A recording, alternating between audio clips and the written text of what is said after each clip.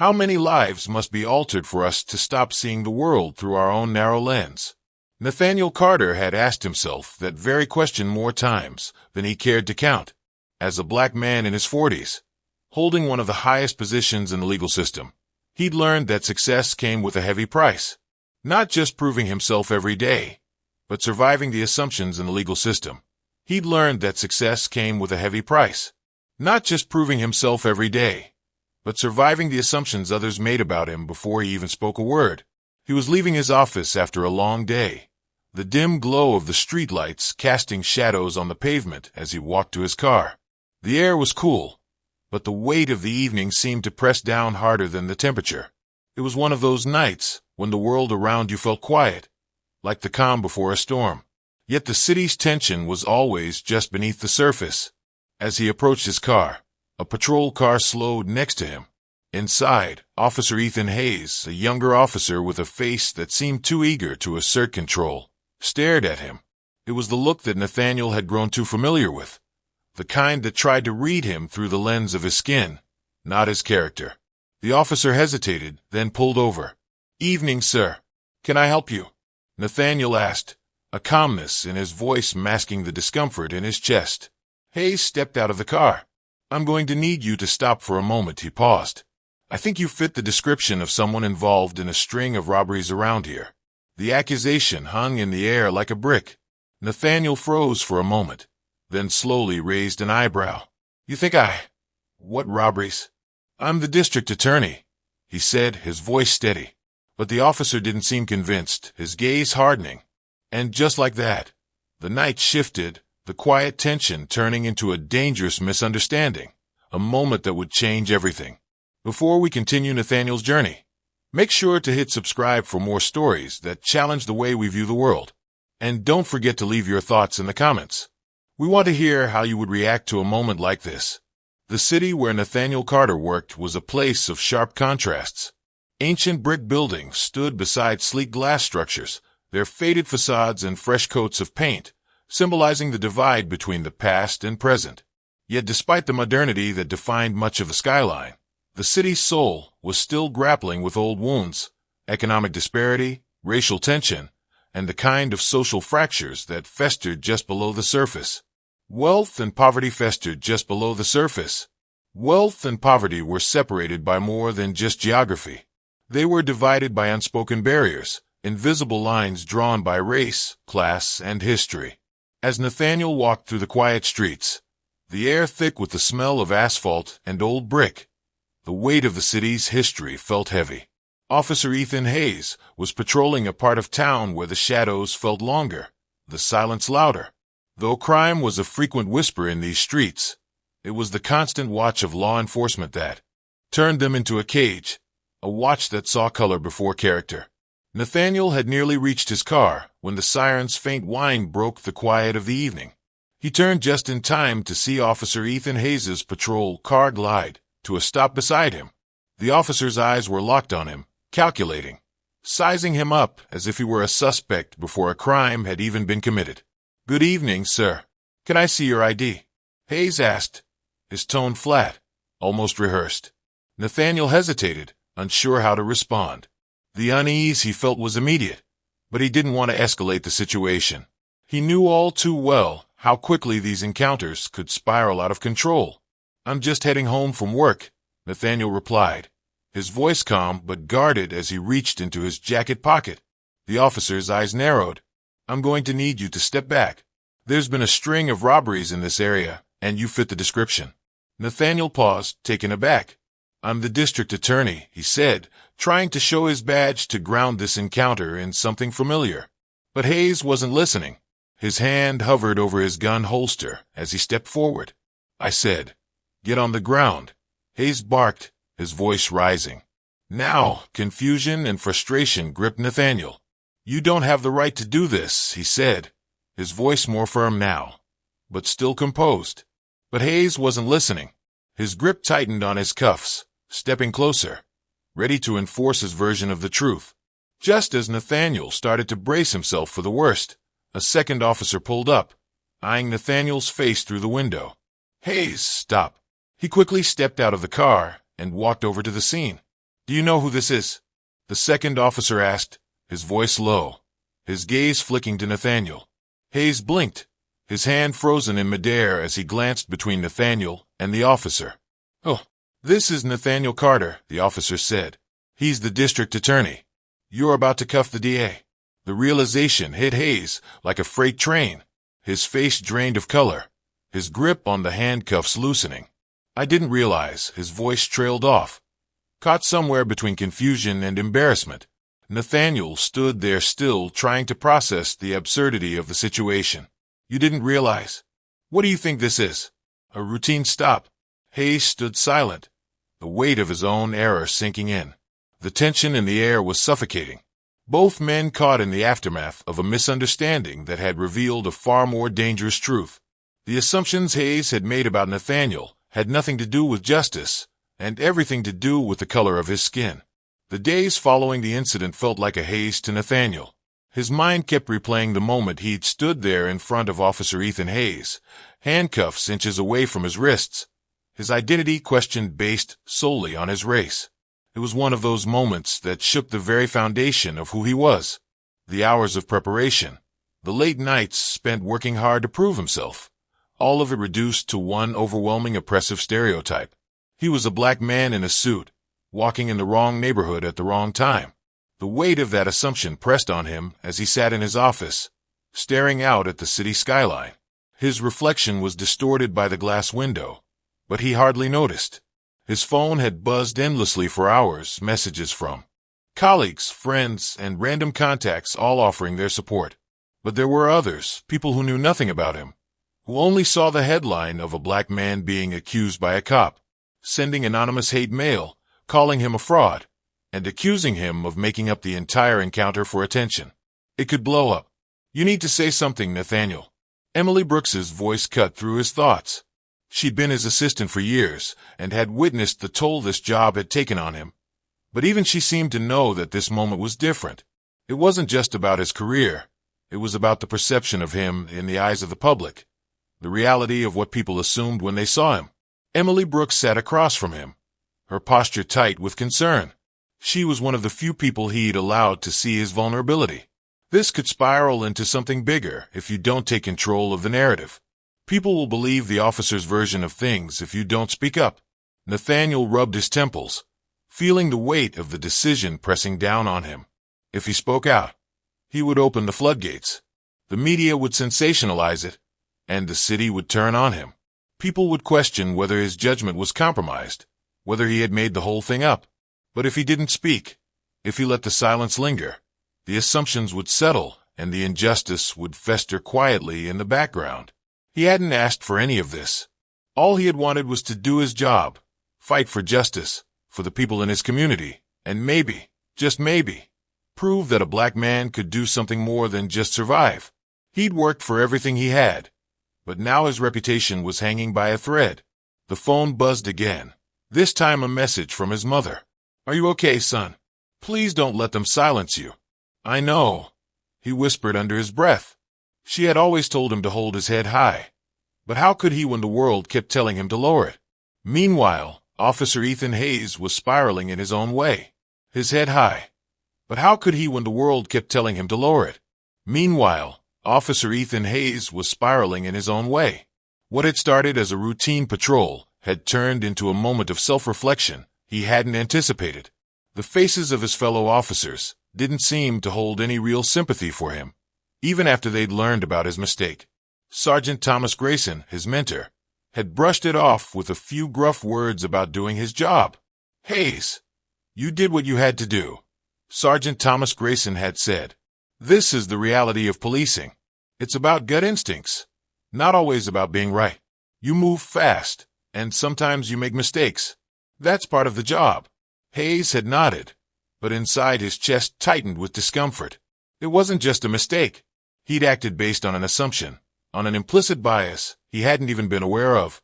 It was easy to dismiss the guilt, to pretend that the system worked in his favor.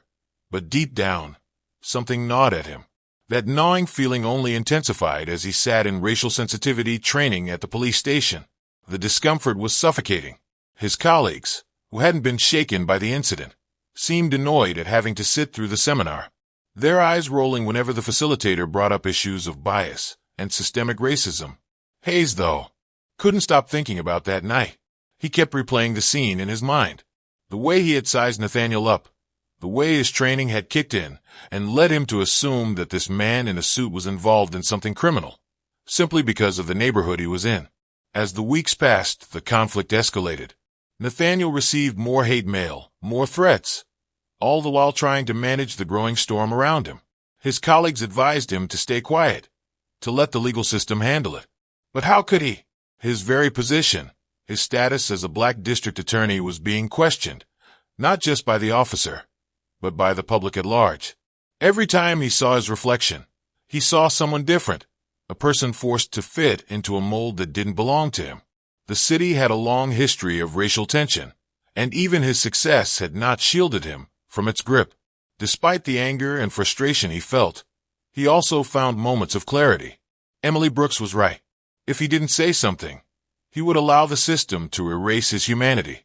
His voice had power, and if he didn't use it, he would be complicit in the silence that allowed racial injustice to thrive. One evening, he stood in front of the mirror, adjusting his tie, preparing for a press conference he knew he had to call. The room felt smaller with each passing second, the weight of every camera and every eye staring at him heavier than the one on his shoulders. This wasn't just about the officer. It was about everything. The assumptions, the stereotypes, the deep gnawing mistrust that simmered beneath the surface of this city. He could feel it in the air, thick as smoke. Before he stepped into the spotlight, his phone buzzed again. It was Hayes's number. He hesitated before answering. What could Hayes possibly want? To apologize? Nathaniel. Hayes's voice cracked through the line, tentative and unsure. I've been thinking a lot about what happened that night. I know I messed up. I want to talk to you. I want to understand how I got here and how I can change. Can we meet? For a long moment, Nathaniel stood silent, feeling a mix of anger and disbelief. This wasn't just a matter of a mistake. It was a matter of power, of assumptions, of systemic oppression. But even as his mind screamed for him to hang up, to let the man rot in his own guilt, a part of him recognized man rot in his own guilt. A part of him recognized the sincerity in Hayes's voice. Maybe this wasn't just about him anymore. Maybe this was about something bigger, something that could only change if both sides acknowledged the truths they'd been avoiding. The tension between Nathaniel and Hayes was palpable as they sat down together, both men on opposite ends of a table in a quiet cafe, the weight of the city's history pressing down on them like an unseen force. I don't know how to make it right, Hayes began, his voice quieter than usual. I thought I was doing my job, but I know now that I didn't even see you as a person. I saw you as a stereotype, and I've been taught to do that, to look for what's wrong instead of seeing what's right. Nathaniel met his eyes, his own heart racing. It's not just about you, Hayes. It's about a system that has been built to treat people like me as less than. It's about the fact that I'm always being asked to prove myself, even when I've done nothing wrong. Hayes nodded slowly, the weight of those words sinking in. I want to fix it. I don't know how, but I want to try. The conversation was far from over, but it had begun. And with that, Nathaniel realized that the true fight wasn't just about a single incident. It was about changing a system that had shaped both their lives in ways neither could fully grasp. But maybe, just maybe, they could start the process together. The room was filled with a buzz of anticipation as cameras flashed and reporters shuffled to get the perfect angle. Nathaniel Carter stood at the podium, his eyes scanning the sea of faces before him. He could feel the weight of the moment pressing down on him, the kind of weight that could either shatter a career or ignite change. He had spent days weighing his options, thinking through every word he would say. The media was already circling, hungry for a scandal, and every word he spoke could either fuel the fire or put it out. But there was no going back now. He had reached a point of no return, and his silence would be complicity. His voice had to rise above the noise, even if it meant speaking against everything he had built. He cleared his throat and began. My name is Nathaniel Carter, and I am the district attorney for this city. But today I am standing before you as a citizen of this community, one who, like so many others, has been subjected to unfair assumptions based on the color of my skin. The room grew quieter, the weight of his words settling over the crowd. He could feel their eyes, but he forced himself not to look away. There was no turning back now. The incident that occurred on the night of insert date, when Officer Ethan Hayes wrongly accused me of involvement in a crime, is not just a mistake. It is a reflection of a much larger issue, one that has been festering in our community for far too long. Racial profiling is not an isolated event. It is a symptom of a deeper problem within law enforcement that has existed for generations. He paused, allowing the gravity of his words to sink in. His pulse was pounding, but he refused to back down. He had worked too hard to get to this point. To keep quiet now. He knew there would be consequences.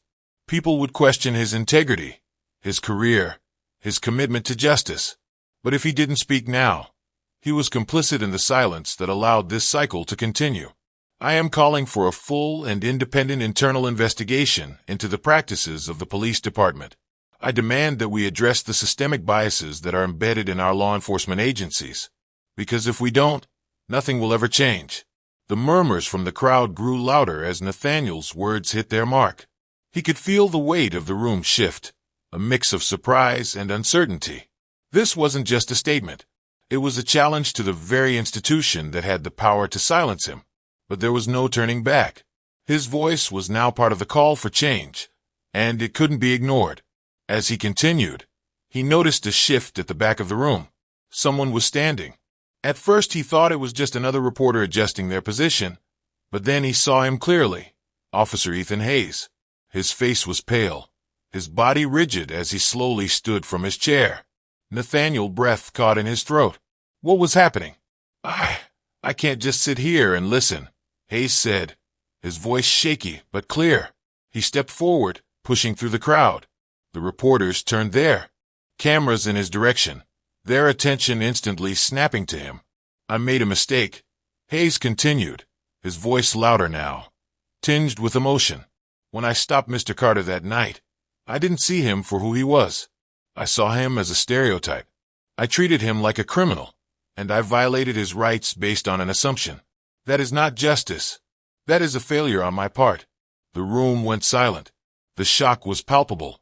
Nathaniel's heart raced, not from anger, but from the sheer surprise of what he was witnessing. Hayes was standing there, admitting fault, admitting that his actions were not just a mistake, but a manifestation of the very bias that Nathaniel had been fighting against his entire life. I have been blind, Hayes continued, his voice cracking, blind to the ways my own biases have shaped my actions, and I will go through every necessary channel to make amends for what I've done. I will face the consequences of my actions, and I will work to ensure that this kind of mistake never happens again. The reporters erupted into a FL kind of mistake never happens again. The reporters erupted into a flurry of questions, but Nathaniel stood there in stunned silence, his mind racing. The moment felt surreal, like a weight had been lifted from his chest. Hayes had done the unthinkable. He had not only admitted his mistake, but had also taken a stand in a room filled with people who could have easily torn him apart. For a moment, Nathaniel considered walking away from the podium. He could end the press conference right then and there. The resolution had come in the most unexpected of forms. But he knew that this wasn't just about one officer's mistake. It was about a shift in the system, in the narrative that had always been told. This moment is not just about Officer Ethan Hayes' apology, Nathaniel said, his voice strong. It is a step toward understanding that the system must change. We cannot pretend that this is just a one-time error. This is a pattern, one that we all must work together to break. He turned to Hayes, who was standing beside him now, visibly uncomfortable but determined. Nathaniel gave him a nod, not of approval, but of recognition. The road to change wasn't easy. It never would be. But today, in this moment, both of them were taking the first step toward confronting the biases that had shaped their worlds. We all have a role to play, Nathaniel said, turning back to the crowd. But it starts with accountability. It starts with acknowledging the problem. Only then can we begin to fix it. And with that, the room fell into a heavy silence. The cameras clicked and buzzed. The press poised for the next question. But the weight of what had just happened lingered in the air, thick and unspoken. For the first time, It felt like something had changed, not just in the story, but in the hearts of everyone who had been forced to witness it. The press conference set off a media storm. News outlets across the country picked up the story, and the city's headlines blazed with the aftershocks of what Nathaniel and Officer Ethan Hayes had said. Public opinion was sharply divided. On one hand, many people commended Nathaniel for his courage, praising him for using his position to address the deep-rooted racial issues in the police force. On the other hand, there were those who accused him of playing the race card, saying he was stirring up division where none existed. Social media was a battlefield. Supporters rallied around Nathaniel, flooding his inbox with messages of thanks and solidarity. Many pointed to his honesty, calling him a beacon of integrity. Others, though, saw him as an opportunist, using an unfortunate incident to further his own political agenda. The backlash from some of the more conservative corners of the city was fierce, with accusations of race baiting and attacking the police. Hayes, meanwhile, was caught in his own whirlwind. Within the department, his decision to publicly admit his mistake was met with a mixture of support and criticism. Some of his colleagues, who had always suspected the deep flaws in the system, privately told him they understood his actions. They commended his courage in coming forward, but the majority of his peers were less forgiving. They saw it as a threat to the reputation of the department, and disciplinary actions against him were swift. He was placed on leave pending an internal review. However, the ripple effects of Hayes' admission couldn't be ignored. The department found itself quietly grappling with the implications of his words, even if they hadn't yet come to terms with the reality. Some officers, now looking inward, began to question the biases they had long ignored, while others stubbornly defended the status quo. As the days passed, Nathaniel began to receive messages of support from some unexpected places. A few officers, mostly those who had been on the force for years, reached out to him privately, expressing regret for the ways the system had failed both Nathaniel and Hayes. They admitted that the bias Hayes had shown wasn't an isolated incident, but part of a much larger problem, one that wasn't so easily corrected by just removing a few bad apples. They spoke in hushed tones, acknowledging a truth that had always been in the background, but never openly addressed. One officer, a veteran named Briggs, even told Nathaniel, "You're doing the right thing, DA. I've been part of this system too long, and I can't pretend I haven't seen the way we treat certain communities. You've got to push forward. Maybe this is the first step." Nathaniel didn't know how to take it. Part of him still felt the sting of the incident and the accusations against him. But the more he thought about Briggs's words, the more he realized something was shifting. Perhaps it wasn't just his fight. It was theirs too. It was a fight for the soul of the police department, for the soul of the city. A few days after the press conference, Nathaniel and Hayes met in private for the first time since that fateful night. It wasn't an easy meeting. Tension hung in the air between them, thick and uncomfortable. "I didn't want it to go down like this," Hayes started, his voice low, unsure. "I didn't want to hurt you. But I see now it wasn't just about you. It was about everything I've been blind to for so long." Nathaniel regarded him with a mixture of frustration and understanding. "Hayes, you're not the only one who's been blind to it. I've had to deal with this my entire life. But hearing you admit it, it means something. It means you're ready to change. And maybe, just maybe, so am I." The conversation was awkward, filled with more pauses than words. But something shifted. There was a fragile honesty between them now, one that neither had expected, yet both knew was necessary. "Maybe we can work together," Nathaniel said, his voice softening. "Maybe this is the start of something." Hayes nodded, though there was still an uncertainty in his eyes. "I'd like that," he said, his voice steady, though the weight of everything that had transpired still hung over him. The ripple effect of Nathaniel's decision to speak out was beginning to show, though the weight of everything that had transpired still hung over him. The ripple effect of Nathaniel's decision to speak out was beginning to show in the city. The topic of police reform was now part of the daily conversation, in living rooms, in classrooms, at town halls. There was no denying it anymore. People were finally talking about the systemic issues that had plagued both the police force and the community for decades. Local activists began organizing marches, demanding accountability and transparency.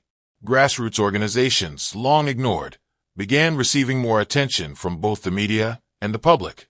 The mayor's office, under growing pressure, called for a town meeting to discuss potential reforms, with Nathaniel front and center. He was no longer just the district attorney. He was a symbol of the fight for justice, a bridge between the community and the law enforcement officers who had long been at odds with it. And through it all, Nathaniel remained steadfast. He knew the road ahead would be difficult. He would face resistance, personal attacks, and political fallout.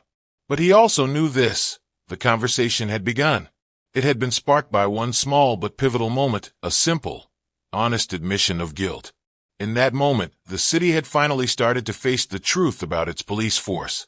And perhaps, just perhaps, this was the beginning of real change. The weeks that followed were a whirlwind of activism, heated debates, and small victories. Nathaniel's decision to speak out had sparked something bigger than he had ever imagined. Though the city was far from achieving the sweeping reforms it so desperately needed, conversations that had once been taboo were now happening in public spaces, in offices, and around dinner tables. The demands for change echoed louder with each passing day. Hayes, too, found himself in a constant state of reflection. The disciplinary action against him hadn't silenced his remorse. If anything, it had sharpened his resolve. He enrolled in more sensitivity training, attended workshops on racial injustice, and sought guidance from community leaders. He knew his journey of transformation was just beginning, but now he was no longer trying to justify his actions. He was facing them head-on. For Nathaniel, the fight was just as personal. The backlash had been fierce, and there were days when he questioned whether the effort was worth it. Yet, when he looked around, he saw the first glimmers of change, small but undeniable. His work, his stance, had become a beacon for others to join the cause. One evening, as Nathaniel walked alone through the city, the lights of the skyline twinkling in the distance, he took a moment to reflect. The streets were quieter than usual, the night air crisp. But there was something different about the way it felt tonight. He had done what he knew was right, but he understood now that change wasn't a singular victory. It was a long, slow burn, a fight that would continue even when the cameras turned off and the headlines faded. His footsteps echoed on the pavement, and he thought, this isn't over. Not by a long shot. But he also knew that no matter how long the journey, it had to begin somewhere. And sometimes, all it took was one person willing to stand up and say, "This isn't right," and that was enough to spark a revolution. Nathaniel smiled softly, the weight of his responsibility heavy, but no longer unbearable. He was ready for whatever came next. The fight for justice wasn't a sprint, it was a marathon, and he wasn't walking alone anymore. At the heart of the story is the deep-seated issue of racial profiling and the prejudice that exists within law enforcement and society at large. Nathaniel Carter's wrongful encounter with Officer Ethan Hayes illustrates the damaging effects of assuming guilt based solely on race. The narrative uncovers how these assumptions, often unconscious, can lead to life-altering consequences. Whether it's a man's reputation tarnished or a moment of humiliation for someone simply trying to go about their life. Nathaniel's experience serves as a painful reminder of the systemic nature of racial prejudice that disproportionately impacts communities of color, despite their accomplishments, status, or character. The story challenges the idea that an individual's race should ever dictate their worth or their presumed innocence. Nathaniel's identity is a crucial aspect of the story, not only as a black man, but also as a respected district attorney. His success in a position that is traditionally dominated by white men gives him power, but it also isolates him in unique ways. He is both an authority figure and a target. The tension between how he views himself and how others perceive him based on his race creates a complex web of internal conflict. Nathaniel's power is not just in his professional standing, but in how he uses it to confront the system, both in the courtroom and on the streets. The story speaks to the complexities of navigating spaces where power and identity intersect, especially when those in power are asked to challenge the very systems that allowed them to rise. A central theme throughout the story is the exploration of justice and accountability. For Nathaniel, the justice system is both a tool for change and a structure that has often failed him and those he represents. His struggle is not just with the external forces of the law, but with his own position within that system. His decision to speak out isn't just about holding Hayes accountable. It's about forcing the system itself to reckon with its flaws. Hayes's journey is just as crucial. He must come to terms with the way his actions have perpetuated a system of injustice. For him, justice isn't just about enforcing the law. It's about confronting his own biases and taking responsibility for the harm he has caused. The story doesn't offer a neatly wrapped resolution, but instead calls for ongoing accountability on both personal and systemic levels. The theme of personal growth is embodied in both Nathaniel and Hayes. Nathaniel begins the story as a man who has already achieved success, but who is still grappling with the harsh realities of race and power. His growth is seen in his decision to use his platform to challenge the injustices he faces and the larger systemic issues at play. It's not a journey of simple righteousness. He faces backlash, fears, and uncertainties along the way. But in using his voice, he comes to realize that real change requires courage, even when it comes at great personal cost. Hayes's arc is one of the most poignant. He begins as a man whose actions reflect the biases he's internalized from the system he works within. His growth is uncomfortable, his guilt is palpable, and the emotional toll of confronting his own prejudice is immense. But in the end, Hayes's willingness to publicly admit his mistake represents a critical step toward healing. His evolution shows that confronting one's biases is a messy, painful process, but it is necessary for any meaningful personal or societal change. In this way, the story suggests that growth often requires vulnerability and a willingness to face uncomfortable truths. Together, these themes create a complex narrative about the challenges of confronting systemic inequality, the power of individual actions, and the importance of using one's influence for change. Ultimately, the story reveals that justice is not a static concept. It's a continual evolving process, one that requires both personal accountability and collective action.